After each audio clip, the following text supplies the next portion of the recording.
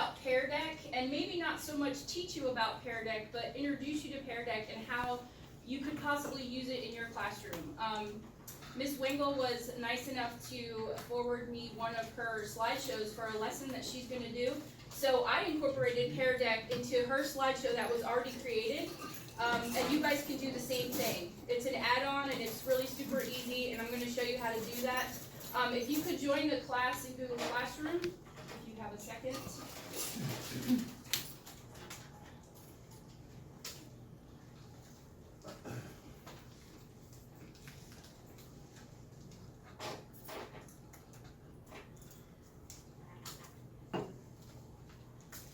Then once you're in Google Classroom, you'll see, is everybody in? Can I get the code out? Okay. When you're in Google Classroom, if you go to the classwork tab right there, you'll see that I've sorted all of this stuff for peardeck because we, Whitney Ann and Jasmine and I all use the same Google Classroom. But I put all of my stuff in one section, so mine's called peardeck. So if you go to the peardeck section under classwork,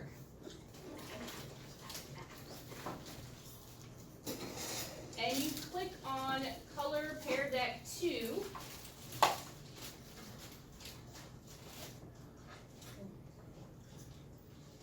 this is the slideshow, and it was a PowerPoint. It's the PowerPoint that Ms. Wingle gave me, and I just incorporated my stuff in peardeck right into her PowerPoint that she had already made.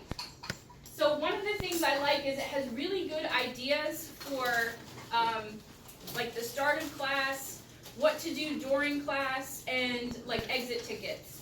One of the things that it has, and I tried to, I hope I got it right. I tried to think like Miss Wingle would think, and I picked the moment of silence. So as you come in, find your seat quietly, take some deep breaths, and calm your mind before class begins. So this is something that you can have your kids doing when they come in, just to get settled, to be able to take attendance, regroup for a minute, because the day's really busy, and it's super crazy.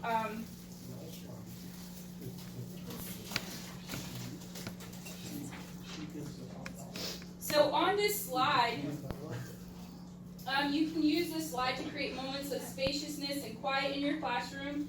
The school days can rush by without a moment to collect yourself, you know that. Help your students regain a sense of calm by building in moments of silence, or take a few minutes, as Ms. Wingle would probably do, to sketch or doodle, and just clear your head, regroup, be ready for the class to start.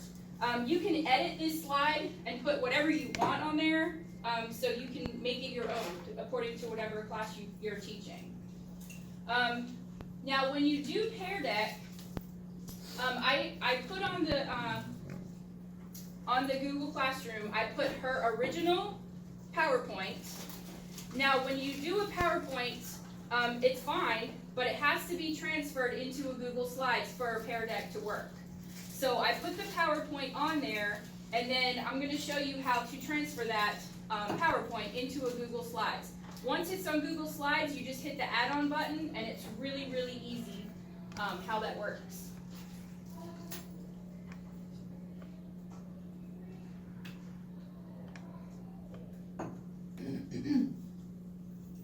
So this is her original PowerPoint. Oh, and the top of it doesn't show on there. Great. I can see it. Yeah. So this is her original PowerPoint. Now, to put this into Google Slides, you would just download it, and then you would take the file and transfer it to Google Slides, which is super easy. And then once you have it in Google Slides,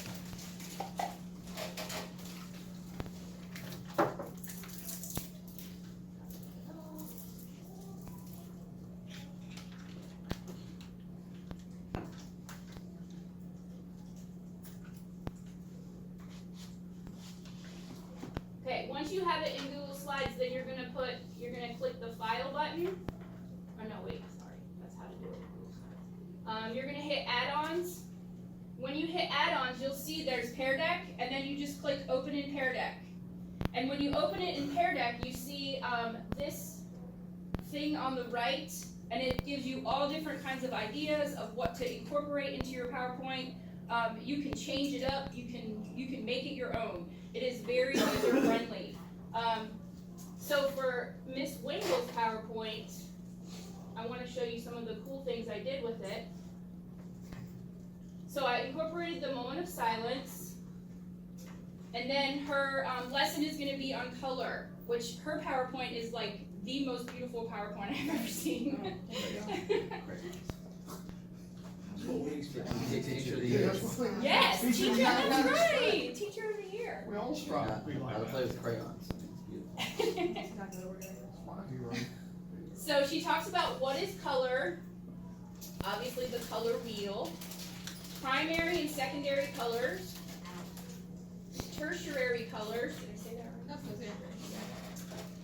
And then you guys, I want you to log on to your pear deck on yours, and you'll see when you mix colors together you get, and then it should have options. Oh wait.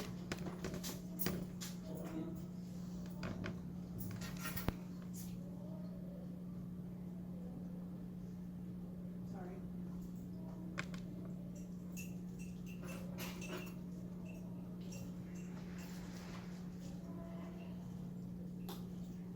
I forgot one step, I'm sorry.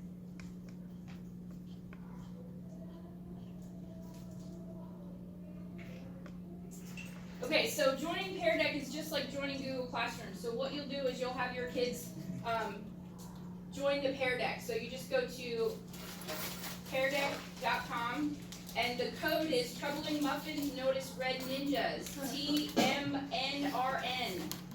And they always give you these cool little sayings that go with the letters. So it's TMNRN.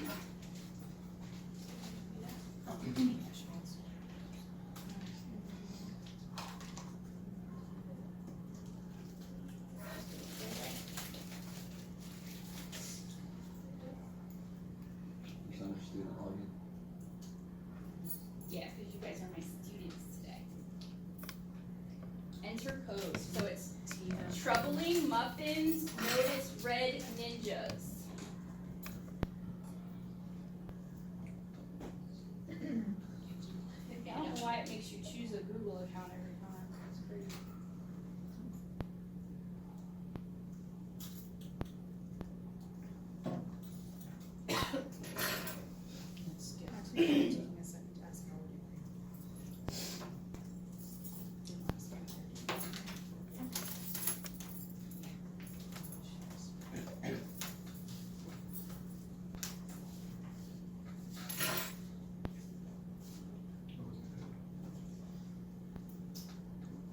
Okay, so it gives you like points to check in with your class to make sure that they're on the same page. Make sure they're paying attention and they're following along with the notes. So I incorporated a question in here. What do you get, or when you mix two primary colors together, what do you get?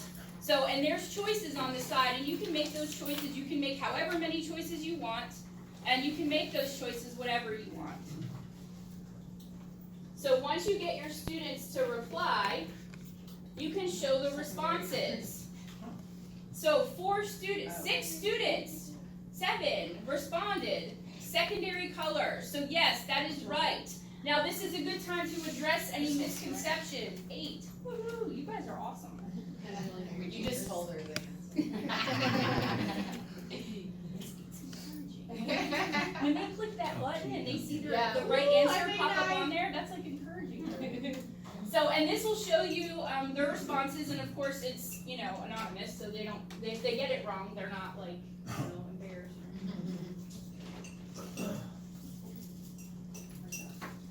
All right, then she goes on to warm and cool colors. Then a little like reflection piece is, how would you describe cool colors using one word? And you're not allowed to use the word cool. And then how would you describe warm colors using just one word, not the word warm?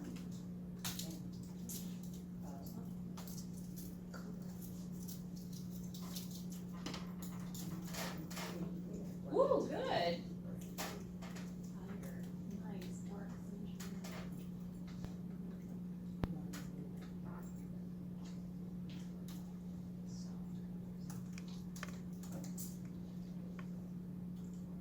So a lot of times I associate colors with emotion. So a lot of times for like cool colors, I would pick an emotion that goes with cool colors. How do I send that? Yeah. It just enters. Oh, maybe it's because I Well, some of them are, like, you can scroll. I'm gonna send it twice. Oh, okay. lava. That's good. Oh, so it is. Large, bright. Yeah, it's good.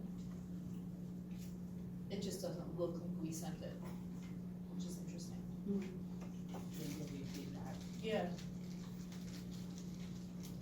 So a lot of times I associate color with emotion. So I would tie an emotion into colors because that's me. But they can interpret it any way they want.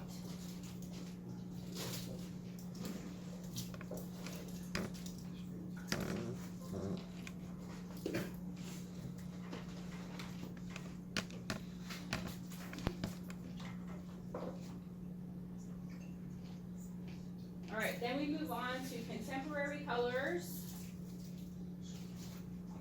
Or sorry, complementary colors. Now for complementary colors, I completely made this up and I had to go back to when I was in art class. Complementary colors are colors that are opposites on the color wheel. So when you see red and green together, they're opposites on the color wheel, but what does that remind you of? Christmas. Christmas. So you can have your kids draw on here and they can you can draw a little Christmas tree or like a Christmas ball or a Santa hat or something like that, and then you can display those up there, and it'll help them to make a connection. So you can remember that the opposites on the color wheels remind you red and green are Christmas, and then of course we have. Oh, where'd it go? I was drawing. We were having so much She's almost done with the tree. I know. I don't want to keep. Okay. I'm afraid to keep you guys for like way too long. Yes. Do you use free option or paid option?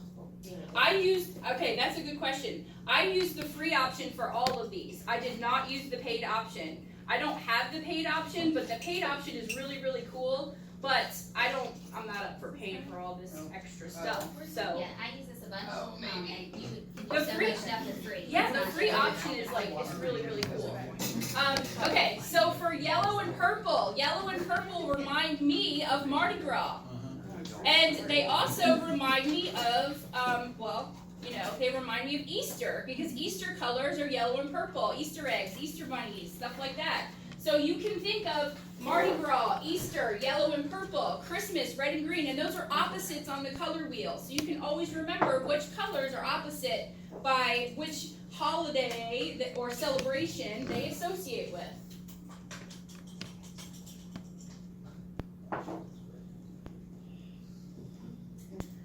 Now to tie up the lesson, I really like this slide because this is pretend your friend was absent from class today. What would you say if you had to explain the lesson to your friend? What's the most important information that you got from this lesson today that your friend that wasn't here needs to know? So that kind of makes them think back of the important points in the lesson, and it helps them to recount some of the things that they learned. Therefore, it's going to help them to actually remember it better as well. So you're going to help them to develop skills to consider another person's needs, and they will also learn to summarize.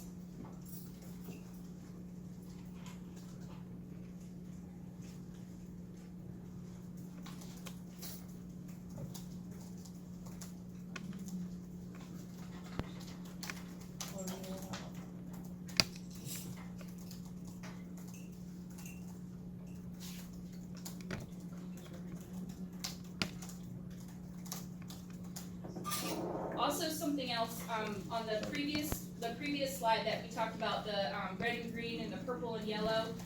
It helps, and I tried to tie this in with whatever lesson you're doing. I do it all the time for science, but I tried to tie it into Miss Wangel's color stuff. It helps to think about your life and real world examples, and everybody can think about a real world example when it comes to red and green and purple and yellow. So they can think back to make connections to real world examples, and it helps them to understand the concepts and make it relevant for them.